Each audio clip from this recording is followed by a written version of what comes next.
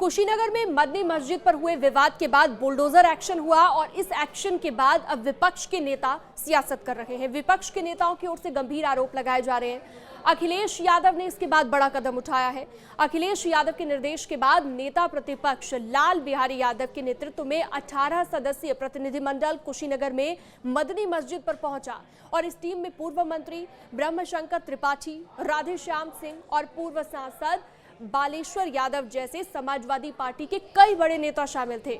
इन लोगों के स्थानीय लोगों से मुलाकात की भी बात सामने आई और हालात की जानकारी अखिलेश यादव को ये दे रहे हैं।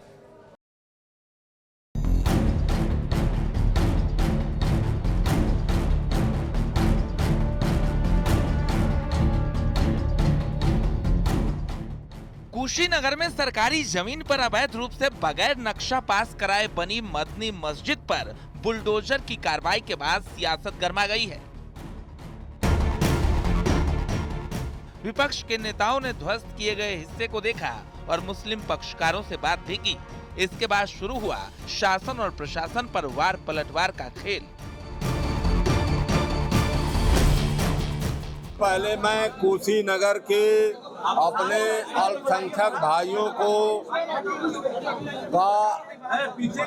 हृदय से इस बात के लिए स्वागत कर रहा हूं कि यहाँ ने प्रशासन ने जो दंगा फैलाने का इस साजिश किया था, उस साजिश को इन्होंने शांति से का परिचय दे करके दंगे को जो है नाकाम कर दिया। बिना बात का तोड़ा गया है, केवल अपनी नाकामियों को छिपाने के लिए, अपने कमियों को छिपाने के लिए जो ये पूरी सरकार फेल है उत्तर प्रदेश में, ये जानबूझकर इस तरह की हरकतें कर रही है कि कैसे भी माहौल में तनाव पैदा हो। समाजवादी पार्टी और कांग्रेस अवैध अतिक्रमण के साथ साथ ये मुस्लिम तुष्टीकरण की होड़ है कि मैं आगे हूं, तो मैं कहूँगा कि अवैध अतिक्रमण अवैध होता है, ये चाहे कोई भी हो, और इस प्रकार का सहयोग करना मुझे लगता है कि किसी को भी ठीक नहीं है और ये मुस्लिम तुष्टीकरण की राजनीति नहीं करना चाहिए।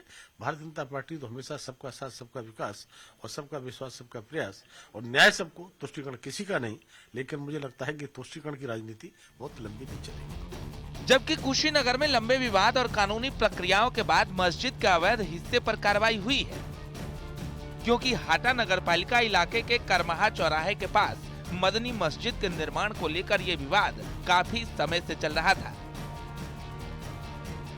1999 में मस्जिद के निर्माण की स्वीकृति मिली थी, लेकिन केवल 2 मंजिल के नक्शे को ही पास किया गया था। इसके बावजूद 4 मंजिल और भूतल का निर्माण नियमों को ताक पर रख कर दिया गया और आरोप ये लगाया जा रहा है कि प्रशासन दंगा कराना चाहता है। विपक्ष के आरोप का जवाब हिंदू पक्षकार ने भी दिया। ये लोग तो गंगा के पास भी दंगा करना चाहे, लेकिन दंगा नहीं हो सका। दंगा करने की राजनीति सपा बसपा करती है। सपा बसपा की सरकार में हाटा में कई बार कर्फ्यू लगा, आप लोग देख सकते हैं। हमारी सरकार जब से आई है तब से कहीं कर्फ्यू का पता नहीं। हाटा में, हाटा के इतिहास में कर्फ्यू रहता था, यहाँ के लोग आतंक से जीते मरते थे। आज हाटा के लोग अमन चैन से है। आप आम जनता से पूछ लीजिए, पता चल जाएगा दंगा कौन कराता है।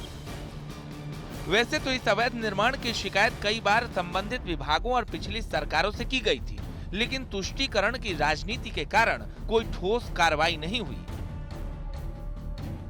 लेकिन योगी सरकार में अवैध निर्माण पर एक्शन की गति को देखते हुए प्रशासन हरकत में आया और नोटिस के बाद तय समय में कागजात पेश नहीं करने पर अवैध निर्माण पर बुलडोजर की कार्रवाई हुई।